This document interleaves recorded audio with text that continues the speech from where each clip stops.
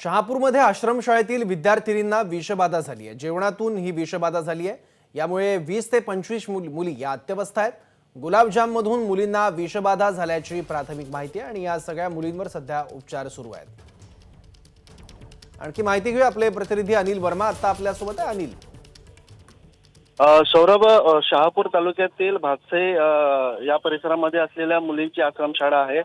शहापूर आदिवासी विकास प्रकल्पाअंतर्गत ही आश्रमशाळा येते। मात्र त्यामध्ये रेग्युलरली जे खाद्यपदार्थ या मुलींना दिला जातो त्यामध्ये गुलाबजामुनचा समावेश आहे आणि हा गुलाबजामुन या ठिकाणी देण्यात आला होता आणि त्यानंतर काही मुलींना मळमळ येणे, पोट दुखणे आणि पोटामध्ये असं त्यांना जास्तीचा त्रास झाल्यामुळे एकच गोंधळ या ठिकाणी उडाला होता आणि मग या मुलींना कमीत कमी 20 ते 25 मुलींना शहापूर येथील उपजिल्हा रुग्णालयात दाखल करण्यात आले। त्यांच्यावरती सध्या उपचार सुरू आहे।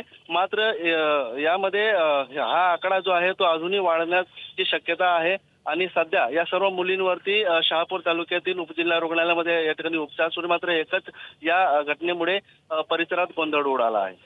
ठीक आहे, धन्यवाद अनिल या माहितीबद्दल। एबीपी माझा, उघडा डोळे बघा नीट।